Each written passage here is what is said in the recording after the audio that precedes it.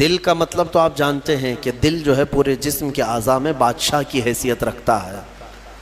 تو قرآن پاک میں سورہ یاسین، آپ کو معلوم ہونا چاہیے ہجرت کی رات جب رسول کریم صلی اللہ علیہ وسلم اپنے گھر سے نکل کر مدینے کی طرف جا رہے تھے اور آپ کے گھر کے اطراف مکہ کے کفار و مشرکین محاصرہ کر کے قتل کے ارادے سے کھڑے تھے، اس رات کو حضور پاک صلی اللہ تعالیٰ علیہ وسلم کے لبوں پر سورہ یاسین کی تلاوت تھی۔ آپ نے مٹی ہاتھ میں اٹھائی اور سورہ یاسین شریف کی تلاوت کرتے رہے اور اس مٹی کو یوں پھینک دیا یہ کہتے ہوئے کہ شاہت الوجوہ، تم سب کے چہرے برباد ہو جائیں۔ اور وہ مٹی اگرچہ ایک مٹھی بھر تھی لیکن جتنے لوگ کھڑے تھے سب کے چہروں اور ان کے ناکوں کے قریب گئی اور وہ بے جان سے ہو گئے اور اندھے ہو گئے۔ حضور پاک صلی اللہ تعالیٰ علیہ وسلم ان کے درمیان سے گزر کر کے گئے لیکن کوئی بھی آپ کو دیکھ نہ سکا۔ یاسین پاک اس رات کو بھی میرے آقا صلی اللہ تعالیٰ علیہ وسلم تلاوت کرتے رہے۔ اور پھر اس کے فضائل میں بتایا گیا ہے کہ اگر کبھی ایسی مصیبت آئی کہ اس کا کوئی حل نظر نہیں آتا تو سورہ یاسین کی تلاوت کثرت سے کرے، اللہ غیب سے اس کے لیے سبب پیدا فرمائے گا۔ اور اگر کبھی ایسی جگہ پر پھنس گیا جہاں اسے کھانے پینے کی کوئی چیز نہیں ملتی، بھوک کی شدت نے پریشان کر رکھا ہے، سورہ یاسین کی تلاوت کرے، اللہ اس کی بھوک کو کافی فرما دے گا۔ یعنی یہ غذا بھی ہے، شفا بھی ہے، دوا بھی ہے۔ اور سورہ یاسین شریف کے متعلق یہ بھی فرمایا گیا کہ اگر کہیں وہ راستہ بھٹک گیا جنگل میں، صحرا میں، سورہ یاسین شریف کی تلاوت کرے، اللہ اس کو سیدھا راستہ عطا فرمائے گا۔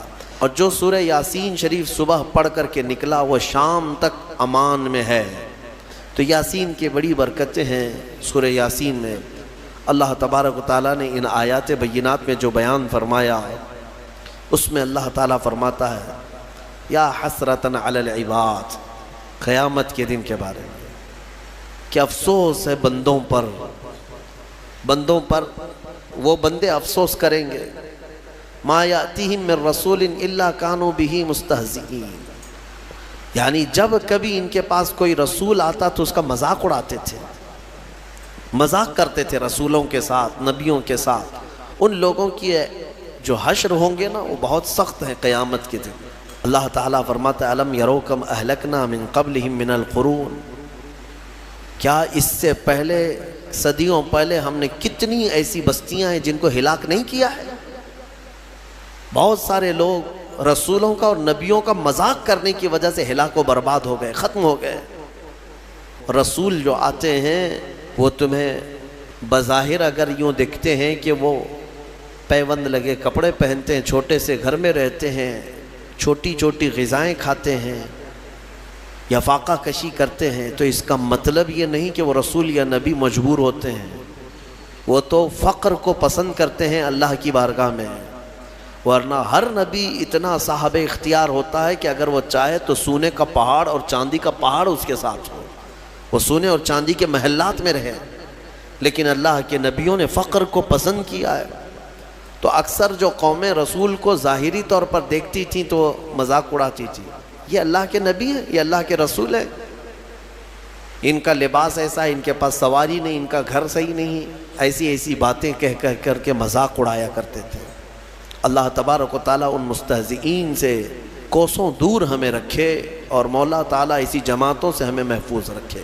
اور قرآن پاک میں اللہ تعالیٰ یہ بھی فرماتا ہے قیامت کے دن محشر کے میدان میں یہ کہا جائے گا وَامْتَازُوا الْيَوْمَ أَيُّهَا الْمُجْرِمُونَ، یہاں کہا جائے گا سارے لوگ ایک ساتھ کھڑے ہوں گے، پھر آرڈر آئے گا مجرم الگ ہو جائیں، اس میں سے جتنے لوگ مجرم ہیں وہ الگ ہو جائیں، ان کے چہرے بتا رہے ہوں گے اس دن، اور ان کو الگ کیا جائے گا، ان کو الگ کیا جائے گا مجرمین کو۔ کس بات کے مجرم؟ اللہ تعالیٰ فرماتا ہے الم اعہد الیکم یا بنی آدم اللہ تعبدوا الشیطان، پھر رب تبارک و تعالیٰ کا جلال ہوگا اس دن، اور پھر رب تعالیٰ کی ہیبت طاری ہوگی بندوں پر، خشیت ہوگی۔ فرمائے گا مولا کیا میں نے تم سے یہ نہیں عہد لیا تھا کہ اے آدم کی اولاد کے شیطان کی پرستش نہیں کرو گے، اس کے پیچھے نہیں جاؤ گے؟ انہو لکم عدو مبین، بے شک وہ تمہارا کھلا ہوا دشمن ہے۔ کیا میں تم سے یہ وعدہ نہیں لیا تھا ان اعبدونی، کہ تم میری ہی عبادت کرو گے؟ ھذا صراط مستقیم، یہی سیدھا راستہ ہے۔ پھر تم کیسے بہک گئے؟ یہ جتنے غیر اللہ کی عبادت کرتے ہیں سب کے سب اس دن الگ کیے جائیں گے، اور رب تبارک و تعالیٰ ان سے فرمائے گا کیا میں نے تم سے یہ وعدہ نہیں لیا تھا کہ دنیا میں جاؤ گے تو میری عبادت کرو گے، شیطان کی پرستش نہیں کرو گے؟ پھر اللہ تعالیٰ فرماتا افلم تکونوا تعقلون، کیا تمہیں عقل بھی نہیں تھی؟ کیا تم عقل نہیں رکھتے تھے؟ سچ بات ہے میرے عزیزو، عقل رکھنے والا یہ چھوٹی چھوٹی چیزوں کو خدا کیسے بنا لیتا ہے۔ خدا کا جو تصور ہے وہ دنیا میں سب سے بڑا ہونے کا تصور ہے۔ بھلا چوہا کیسے خدا بن گیا؟ ایک چھوٹی سی مٹی وہ کیسے خدا بن گئی؟ جس کو تم ہاتھوں سے گوندتے ہو، پیروں سے کھندلتے ہو، پھر وہ تمہارا خدا کیسے بن گیا؟ افلم تکونوا تعقلون، اللہ فرماتا ہے کیا تم عقل نہیں رکھتے؟ عقل سے کام نہیں لیتے؟ خدا کا جو تصور ہے وہ ایسا ہونا چاہیے کہ اس سے بڑا کوئی نہ ہو، دنیا میں اس سے بڑی طاقت کسی کی نہیں۔ وہ اللہ جس کے بارے میں ہم عقیدہ رکھتے ہیں کہ وہ قادر مطلق ہے، کسی کا محتاج نہیں، اور وہ سب سے بڑا ہے، سب سے بڑی طاقت والا ہے، یہ ہمارا عقیدہ ہے نا۔ اور جو اس عقیدے کو چھوڑ کر چھوٹی چھوٹی چیزوں کی پوجا میں لگ گئے، پرستش میں لگ گئے، عبادت میں لگ گئے، ان کے بارے میں سوال ہو رہا ہے قیامت کے دن عقل ہے یا نہیں ہے تمہاری؟ عقل سے کام لیتے ہو کہ نہیں؟ حتیٰ کہ میں آپ کو بتاؤں، مصر کی سرزمین میں ہم جب رہتے، وہاں کے لوگوں نے اس طرح کی پتھروں کی عبادت یا دوسروں کی عبادت انہوں نے دیکھا نہیں۔ ماحول پورا اسلامی ہے، بچپن سے مسجدوں کو دیکھا، اللہ کی عبادت۔ وہاں دو ہی قومیں ہیں، یا مسلمان ہیں یا عیسائی ہیں۔ عیسائی بھی جو ہے خدا کی عبادت کرتے ہیں، یہ اور بات ہے کہ وہ عیسیٰ علیہ السلام اور حضرت بی بی مریم کو شریک کرتے ہیں، لیکن وہ بھی خدا کو مانتے ہیں، کتاب ان کے پاس بھی ہے، مسلمان ہیں، دو ہی کمیونٹی وہاں پر پائی جاتی ہے۔ تو کبھی کبھار کوئی عام آدمی بھی عرب کا ٹیکسی چلانے والا ہم سے حالات پوچھتا تھا ہندوستان کے، اور پھر یہاں کے بارے میں جب ان کو معلوم ہوتا ہے کہ درخت، پتھر، مٹی، بلی، چوہا، ساری چیزیں عبادت کے لائق سمجھی جاتی ہیں، تو ایک منٹ کے لیے شوق ہو کر رک جاتے تھے، اور پہلا ان کا سوال یہ ہوتا تھا ما عندہم مخ، سب سے پہلا یہی سوال کرتے کیا ان لوگوں کے پاس کھوپڑی نہیں ہے؟ کھوپڑی ہے یا نہیں ہے؟ تو یعنی ایک عقل رکھنے والے کے لیے تعجب کی ہی بات ہے کہ میرے سے کمزور میرا خدا کیسے ہو گیا، جس کو میں جب اٹھا رہا ہوں۔ ایک صحابی ہے، حضور پاک صلی اللہ تعالیٰ علیہ وسلم کی بارگاہ میں آئے اور کہتے ہیں یا رسول اللہ صلی اللہ علیہ وسلم، زمانے جاہلیت کے جب آپ ایمان نہیں لائے تھے، کچھ کام ایسے ہیں، ایک کام مجھے یاد آتا ہے تو بہت روتا ہوں، اور ایک کام ایسا ہے وہ یاد کرتا ہوں تو ہنستا ہوں۔ حضور پاک صلی اللہ علیہ وسلم نے پوچھا وہ کون سے؟ کہا زمانے جاہلیت میں جس کام پر مجھے رونا آتا ہے وہ یہ ہے کہ ہمارے گھر بیٹیاں پیدا ہوتی تو ہم گلا مروڑ کر دفن کر دیتے تھے، اپنے ہاتھوں سے مارتے تھے اور زندہ دفن کر کے آ جاتے تھے۔ آج مجھے اس کام پر بڑا افسوس ہوتا ہے، روتا ہوں۔ ایک ایک نے 5 بیٹیاں دفن کی ہیں، اپنے ہی گھر میں پیدا ہونے والی بچیوں۔ کہتے ہیں یہ کام یاد آتا ہے زمانے جاہلیت کا تو بڑا رونا آتا ہے، اور کہتے ہیں پھر ہنسی کس بات پر آتی ہے؟ وہ کہتے ہیں ہم زمانے جاہلیت میں ہمارے جو خدا ہوتے تھے، آٹے کے خدا ہم بناتے تھے جب کبھی سفر میں جانا ہوتا تھا، اور ہر ایک کا الگ، ہوا کا الگ تھا، بارش کا الگ تھا، دھوپ کا الگ تھا، زمین کا الگ، آسمان کا الگ، بیماریوں سے صحیح کرنے والا الگ، سب کے الگ الگ تھے۔ تو ہم وہ آٹے کے بنا کر کے سفر میں لے کر کے چلتے تھے کہ سفر میں ہمارے ساتھ رہے گا ہمارا یہ خدا، اور اس کی عبادت بھی کرتے تھے۔ اور وہ صحابی کہتے ہیں لیکن بیچ میں کبھی غلہ اناج ختم ہوتا تو کبھی اس کا ہاتھ توڑ کے کھاتے تھے، کبھی پیر توڑ کے بھون کے کھاتے تھے۔ تو یعنی اپنے ہی خدا کو ہم جو ہے ادھر سے ادھر سے توڑ کر کے پکا کر کے کھاتے تھے۔ آج مجھے اس بات پر افسوس ہوتا ہے، ہنسی بھی آتی ہے کہ عقل کے بغیر کیسے کام کرتے تھے۔ بہرحال قرآن یہ سوال کرتا ہے افلم تکونوا تعقلون، کیا تم لوگوں کو عقل نہیں ہے، عقل نہیں رکھتے تھے؟ پھر اللہ فرماتا ہے ہذہ جہنم التی کنتم توعدون، یہ وہی دوزخ ہے جس کا تم کو وعدہ کیا گیا تھا، آؤ اس میں۔ جتنے اللہ کو چھوڑ کر عبادت کرتے رہے سب کو بلایا جائے گا۔ اللہ تعالیٰ فرماتا ہے آج کے دن سب کو اس میں ڈالو۔ جہنم کی کیفیت کیا ہوگی پتہ ہے؟ جہنم اس دن پکڑ کر کے لائی جا رہی ہوگی، فرشتے اس کو لا رہے ہوں گے۔ کتنی بڑی ہے جہنم یا دوزخ، یہ کتنی بڑی ہے، اللہ اکبر، اندازہ نہیں کر سکو گے۔ ایک دوزخی، ایک جہنمی جو ڈالا جائے گا، یہ نہیں جو ہماری شکلیں ہیں۔ حدیث پاک میں حضور صلی اللہ علیہ وسلم فرماتے ہیں جہنمی کی اتنی بڑی شکل ہوگی کہ مکہ اور مدینے کے بیچ کا پورا فاصلہ بھر جائے گا ایک ہی جہنمی سے۔ اگر وہ بیٹھ گیا، 400 کلومیٹر ہے مکہ سے مدینے کا فاصلہ، 425 کلومیٹر کا فاصلہ ہے۔ حضور فرماتے ہیں کہ اتنا لمبا چوڑا ایک جہنمی ہوگا، اور پھر جب کروڑوں جہنم میں ڈالے جائیں گے تو جہنم کی وسعت کتنی ہوگی، وہ کتنی بڑی ہوگی، اندازہ نہیں کر سکتے۔ 70,000 فرشتے اس کو کھینچ کر کے لا رہے ہوں گے قیامت کے دن دوزخ کو، اور اس کو زنجیروں میں جو باندھا گیا ہوگا، زنجیر کیسے، اس کے دہانے ہیں، اس کے دروازے ہیں، اس کا منہ ہے جہنم کا، جس کے اندر مجرمین کو ڈالا جائے گا، مشرکین کو ڈالا جائے گا۔ تو روایات میں ہے کہ اس کو 70,000 فرشتے زنجیروں میں جکڑ کر کے لا رہے ہوں گے، ایک ایک زنجیر پر 70,000 زنجیریں ہیں اس کی، اور ہر زنجیر پر 70,000 فرشتے اس کو جکڑ کر کے لا رہے ہوں گے۔ اس کے باوجود جہنم ان سے چھڑا کر کے بھاگنے کی کوشش کر رہی ہوگی مجرمین کی طرف۔ کس کی طرف؟ محشر میں جو مجرمین موجود ہوں گے ان کی طرف لپکنے کی کوشش کر رہی ہوگی فرشتوں کے ہاتھوں سے زنجیر کو چھڑا کر۔ اتنی طاقت اور اتنی ہیبت اس کے اندر۔ آگ جو ہے وہ کس قسم کی ہے؟ فرمایا گیا دنیا کی آگ لال ہے، جہنم کی آگ نہایت کالی ہے۔ اتنی کالی آگ ہے کہ کچھ نظر نہیں آتا دوزخ کے اندر، اور رب تعالیٰ فرمائے گا اسلوہ اليوم، آج سب کو ڈالو اس میں، بما کنتم تکفرون، جو تم کفر کیا کرتے تھے۔ مجرمین کو پکڑا جا رہا ہوگا، اور جہنم کا حال کیا ہوگا میں بتاتا ہوں۔ وہ فرشتوں کے ہاتھوں سے چھٹپٹا رہی ہوگی، اچھل اچھل کر کے جا رہی ہوگی، اور کیا کہتی ہے جانتے ہیں؟ 26ویں پارے میں سورہ قاف میں رب تبارک و تعالیٰ فرماتا ہے مجرمین کو ڈالا جا رہا ہے، ڈالا جا رہا ہے، ڈالا جا رہا ہے، تو اللہ تعالیٰ اس سے پوچھے گا جہنم سے حلم تلأتی، بس پیٹ بھر گیا تیرا؟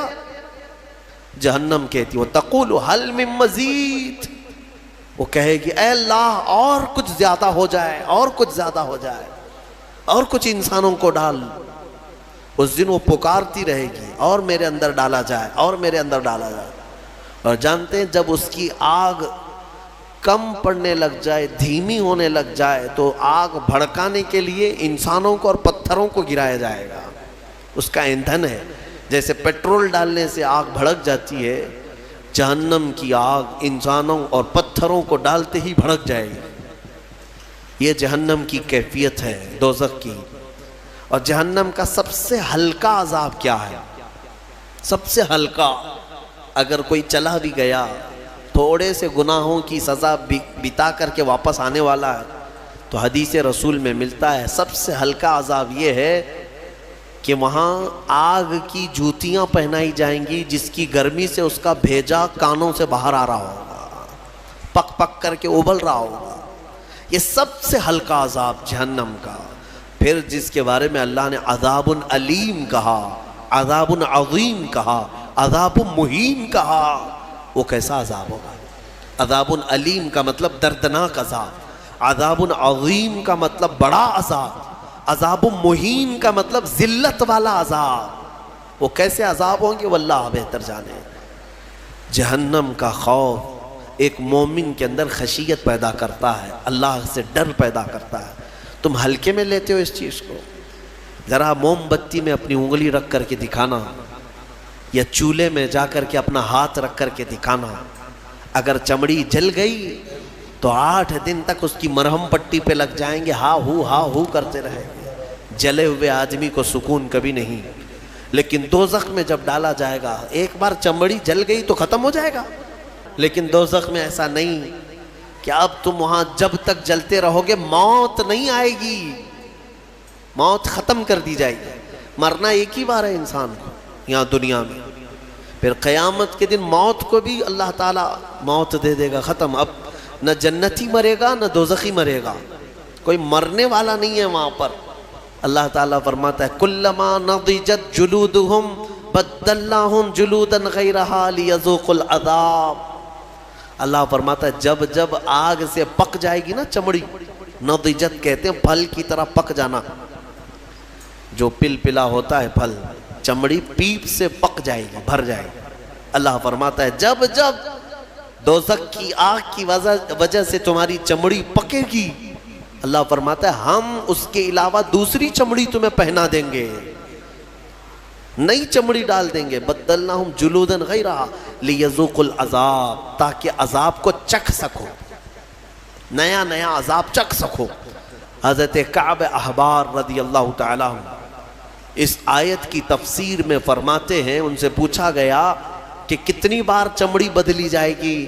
وہ کہتے ہیں 1 گھنٹے میں 70 بار بدلی جائے گی، ہر گھنٹے میں 70 بار پورے جسم کی چمڑی بدلی جائے گی۔ سہنے کی طاقت ہے کسی کے اندر، برداشت کرنے کی طاقت ہے۔ اسی لیے مجھے وہ دعا یاد آتی، حضرت سفیان ثوری رو رو کر کے دعا کرتے تھے، بڑی پیاری دعا ہے۔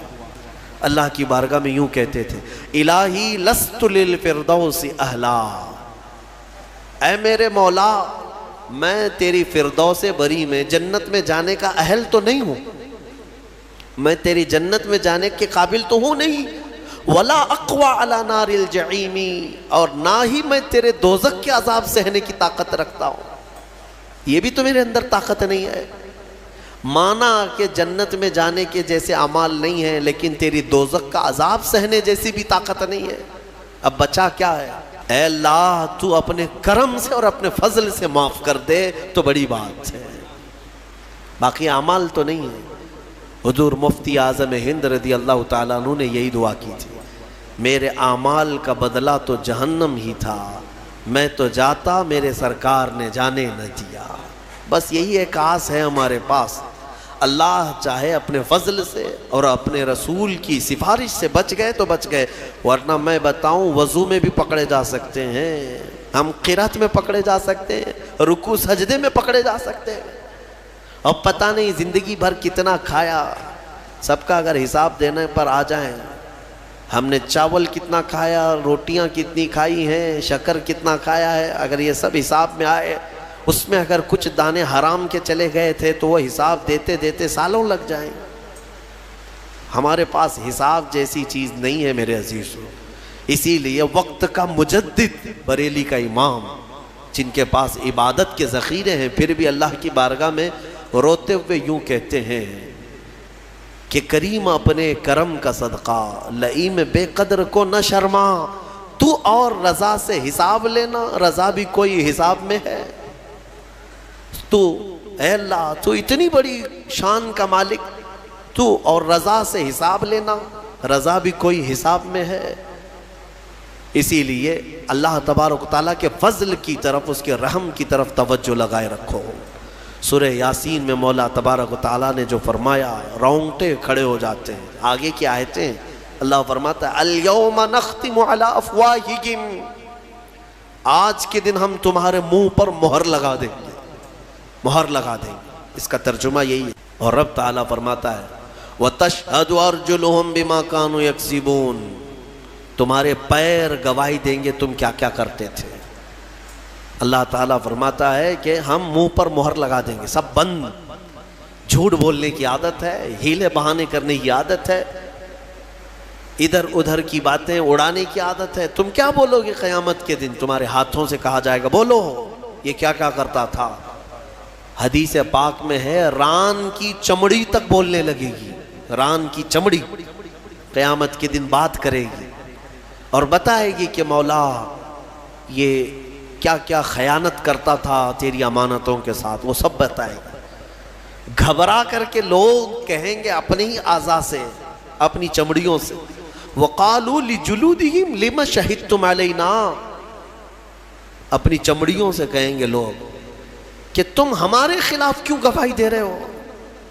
دنیا میں ہم جب بھی تمہیں کوئی تکلیف ہوتی تھی تو ہم فوراً تمہارا خیال کرتے تھے. کٹ گیا تو پٹی لگایا، دوا لگایا. ہاتھ کی کیا خیال کرتے ہیں کہ نہیں خیال کرتے؟ لیکن یہ نہ ہاتھ ہمارا ساتھ دے رہا ہے، نہ پیر ساتھ دے رہا ہے، نہ آنکھیں، نہ ناک، نہ کان، نہ چمڑیاں ہمارے خلاف گواہی دے رہی ہیں. تو یہ کہیں گے قیامت کی قالوا انطقنا اللہ الذی انطق کل شیء، وہ بولیں گے اس اللہ نے ہمیں بولنے کی طاقت آج دی ہے، جس نے سارے لوگوں کو ہر چیز کو بولنے کی طاقت دی، اسی نے آج ہمیں بولنے کی طاقت دی. تو نے اللہ کی نعمتوں کے ساتھ انصاف نہیں کیا، آج تیرے خلاف گواہی دی جائے گی. ڈرو اس دن سے، ڈرو. 24ویں پارے میں ایک آیت ہے سورہ غافر کی، اللہ فرماتا ہے ایک آواز آئے گی اس دن، لمن الملک اليوم، آج کس کی بادشاہت ہے؟ آج کس کی بادشاہت ہے؟ دنیا میں اس کی جے جے کرتے رہتے تھے. قیامت کے دن پوچھا جائے گا کس کی بادشاہت ہے؟ سب چپ، کسی کی زبان سے کوئی بات نہیں آئی. پھر اللہ تعالیٰ کی طرف سے ہی آواز آئے گی للہ الواحد القہار، آج ایک اللہ قہر کرنے والے کی حکومت ہے، قہار کی آج حکومت ہے. اللہ کے 99 صفات ہیں، وہ غفار بھی ہے، ستار بھی ہے، رحیم بھی ہے، کریم بھی ہے. لیکن قیامت کے دن مولا فرماتا ہے قہار ہے. قہار کسے کہتے ہیں؟ سخت پکڑ کرنے والا. پکارا جائے گا این الجبارون این المتکبرون، کہاں ہے وہ زمین میں جو گھمنڈ کرتے تھے، کہاں ہے وہ جو زمین میں دادا گیری کرتے تھے؟ بلائے جائے گا. قہار کے سامنے کس کی مجال ہے بات کرنے کی؟ تمہیں پتا ہے اللہ کے نبیوں کا حال یہ ہوگا. موسیٰ علیہ السلام جو جلیل القدر پیغمبر ہیں وہ تک کانپ رہے ہوں گے وہاں پر اللہ کے جلال سے. آدم علیہ السلام سے لے کر عیسیٰ علیہ السلام تک انبیاء کرام کہیں گے آج ہمیں بات کرنے کی جرات نہیں ہے اللہ کی بارگاہ، نبیوں کی بات کر رہا ہوں. ماں و شما چھوڑو، تم کس کے اس کے بھروسے پہ بیٹھے ہو؟ نبیوں کا حال یہ ہے کہ ہم بات نہیں کر سکیں گے آج. اس بھرے مجمع میں قرآن کہتا ہے سورہ نجم کی آیت وَكَمْ مِن مَلَكٍ فِي السَّمَاوَاتِ لَا تُغْنِي شَفَاعَتُهُمْ، آسمان میں کتنے بڑے بڑے فرشتے ایسے ہیں، اللہ فرماتا ہے ان کی سفارش کام نہیں آئے گی، ان کی کسی کی سفارش کام نہیں آئے گی. شیئن الا باذن اللہ، مگر اللہ جسے اجازت دے. اس وقت اگر کوئی آواز گونجتی ہے تو وہ محمد الرسول اللہ کی ہے، وہ صرف اور صرف میرا آقا ہے رسول کریم صلی اللہ تعالیٰ علیہ وسلم. اس لیے کہ اس بھرے مجمع میں اللہ کے حبیب صلی اللہ تعالیٰ علیہ وسلم ہی سفارش کر کے اللہ کے غضب کو ٹھنڈا کریں گے، اللہ کی ناراضگی کو کم کریں گے. وہ سجدے میں چلے جائیں گے تو سر نہیں اٹھائیں گے. مولا فرمائے گا اے محمد سر اٹھاؤ، آپ جس کی سفارش کریں گے قبول کی جائے. یہ ہے محشر کے میدان کی بات. بہرحال سورہ یاسین میں اللہ تعالیٰ فرماتا ہے کہ تمہارے منہ پر مہر لگا دی جائے گی. وَتُكَلِّمُنَا أَيْدِيهِمْ وَتَشْهَدُ أَرْجُلُهُمْ، تمہارے ہاتھ ہم سے بات کریں گے، تمہارے پیر گواہی دیں گے تم کیا کیا کرتے تھے. اور اللہ تعالیٰ فرماتا ہے وَلَوْ نَشَاءُ لَطَمَسْنَا عَلَىٰ أَعْيُنِهِمْ، اگر ہم چاہیں تو تمہارے چہروں پر یا تمہاری آنکھوں پر پوری طرح سلائیاں پھیر دی جائیں گی، بند کر دیا جائے گا، یہاں پر بھی دنیا میں. میرے عزیزو ایک آیت اس میں یہ بھی آئی ہے قرآن میں وَمَن نُعَمِّرْهُ نُنَكِّسْهُ فِي الْخَلْقِ، سورہ یاسین کی آیت. اللہ فرماتا ہے ہم جس کو لمبی عمر دیتے ہیں اسے بچپن کی طرف لوٹا دیتے ہیں. حقیقت ہے جس کا بڑھاپا آیا سیم بچپن کی طرح واپس آ رہا ہے. تمہیں اندازہ بھی ہے بچے کی کیفیت دیکھا ہے؟ بچہ اس کے اندر جو عادتیں ہیں سیم بڑھاپا جب آتا ہے تو واپس اسی کیفیت میں پلٹ جاتا ہے. بوڑھا بھی کہ اس کو ہر چیز بھولی جانے لگتی ہے. جیسے بچپن میں بار بار پوچھتا تھا بڑھاپے میں بھی پوچھنے لگتا ہے, بھول جاتا ہے. میرے عزیزو یہ دنیا بہت ہی شارٹ ہے, اس میں صرف اور صرف اپنے من کی مت ماننا. ہاں لوگوں کو ایسا لگتا ہے کہ ہماری طبیعت جو چاہے وہ کر لینا, نہیں, میرا مولا جو چاہے وہ کرو. تو سکون یہاں پر بھی ہے, مرنے کے بعد بھی ہوگا انشاءاللہ, کیونکہ اللہ کی زمین پر آئے ہیں, اسی کی حکومت یہاں پر ہے, تو اسی کے مرضی کے مطابق چلنا یہ ایمان والے کی زندگی ہے.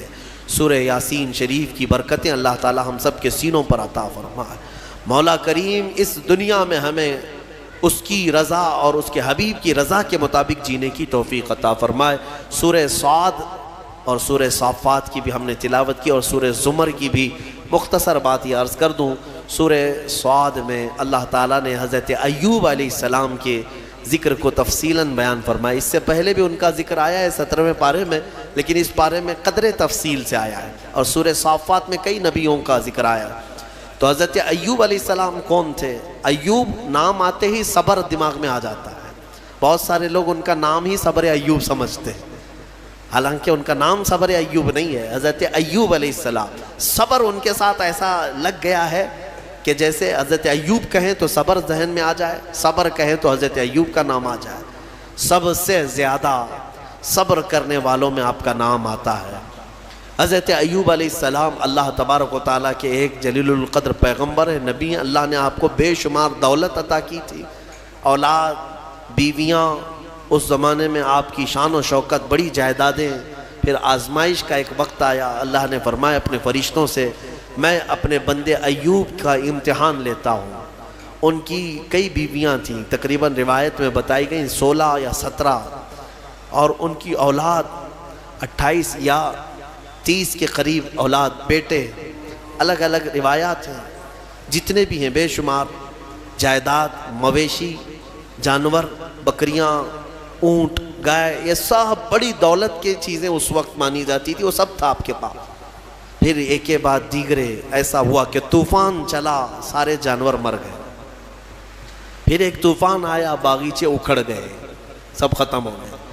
پھر ہوائیں چلی, بیماریاں آئیں, ان کے بچے انتقال کرنے لگ گئے. 1 2 3 4 کرتے ہوئے جتنے بیٹے تھے سب انتقال کر گئے. بیویاں انتقال کی, کچھ چلی گئیں. اس طرح ہوتے ہوتے یہ جو 4 سال تک کا عرصہ چلتا رہا, یہ 4 سال آپ کی آزمائش, سخت ترین آزمائش ہے. اور جب جب کسی کے انتقال کی خبر آتی آپ الحمدللہ کہتے تھے, الحمدللہ, اللہ کا شکر ہے. میرے عزیزو یہ سننا آسان ہے, پریکٹیکل لائف میں پتہ چلے گا. گھر کا ایک فرد بھی چلا گیا, آدھا گھر اجڑ جاتا ہے. حضرت ایوب علیہ السلام کے پاس سوائے ان کی بیوی حضرت بی بی رحمت, ان کے علاوہ کوئی نہیں رہا. سب چیزیں ختم ہو گئیں, صرف ایک وفادار خاتون ساتھ میں تھیں. پھر اس پر مزید یہ کہ آپ کو بھی بیماری لاحق, آپ بھی بیمار ہوئے, اتنے بیمار, بخار پر بخار, بخار پر بخار, کہ جسم کا گوشت تک گلنے لگ گیا. سوتے بستر پر تو چمڑی آپ کی بستر پر لگ جاتی, ایسی تکلیف آئی. اور ان حالات میں ایک وقت ایسا بھی آیا کہ آپ کی زبان کٹ گئی, زبان کے اندر دراڑیں پڑ گئی. لاسٹ چیز تھی, زبان سے ذکر الہی کرتے تھے, باقی سب چیزیں کمزور ہو گئی تھی. تب حضرت ایوب علیہ السلام رو پڑے اللہ کی بارگاہ میں, یوں عرض کیا, ربی انی مسنی الضر وانت ارحم الراحمین, اے میرے مولا تکلیف مجھے پہنچی ہے لیکن تو سب سے زیادہ رحم کرنے والا ہے. یہ نہیں کہ مجھے کو کیوں, یہاں اتنے گناہ کر کے بیٹھے ہوئے ہیں اور بستر میں جا کر پھر بولتے ہیں اللہ مجھے کو کیوں کر رہا ہے. تیرے گناہوں کی وجہ سے اگر اللہ تعالیٰ دینے پر آئے کب کے مر جانا چاہیے تھا. اس رحمان نے تو بہت رحم کیا ہے. پھر لوگ یہ کہتے ہیں میرے ہی ساتھ ایسا کیوں ہو رہا ہے, مجھے کو ایسا کیوں ہو رہا، میں نے کس کے ساتھ کیا کیا؟ تم نے سب سے بڑا دھوکہ تو اللہ ہی کے ساتھ کیا ہے، اس کی پوری عبادتیں ہی نہیں کی، دوسروں کی بات میں چھوڑو، جس کی عبادت کے لیے آئے تھے وہی کمپلیٹ نہیں کیا، اور پھر پوچھتے ہو میں نے کیا کیا ہے۔ اگر اللہ تبارک و تعالیٰ عدل کرے، ایک نماز کے بدلے ایک ہاتھ چلا جائے تمہارا، تو بچے گا کیا؟ جتنی نمازیں چھوڑے ہو، جتنے روزے چھوڑے ہو، جتنی زکوٰۃ دبائے ہو، کئی لوگوں کے کیا کیا فرائض باقی ہیں، ان سب کی پاداش میں اگر ہر چیز تمہاری ایک ایک نعمت چھین لی جائے تو جسم میں بچے گا کیا؟ کچھ نہیں بچے گا۔ حضرت ایوب علیہ السلام نے یہ نہیں کہا کہ میرے ہی ساتھ کیوں، نہیں، بلکہ مولا ہاں تکلیف پہنچی اس زبان کو جس سے میں تیرا ذکر کرتا، لیکن تو سب سے زیادہ رحم کرنے والا ہے۔ یہاں تک ہے۔ اب مسئلہ یہ ہے کہ حضرت بی بی رحمت جو ہے یہ ایک دن بازار گئی، وہاں شیطان جو ہے ایک حکیم کی شکل میں، ایک ڈاکٹر کی شکل میں دوائیاں بیچ رہا تھا اور بلا رہا تھا کہ میرے پاس ہر مرض کا علاج ہے۔ خاتون تھی، دوڑی دوڑی چلی گئی اور اپنے شوہر کی بیماری بتائی کہ میرے شوہر ایسے ایسے بیمار ہیں، کیا علاج ہوگا؟ ابلیس تھا، شیطان تھا، وہ داؤ عورتوں پر جلدی چلاتا ہے اور عورتیں جلدی شیطان کے چکر میں پھنستی بھی ہیں۔ تو ابلیس نے کہا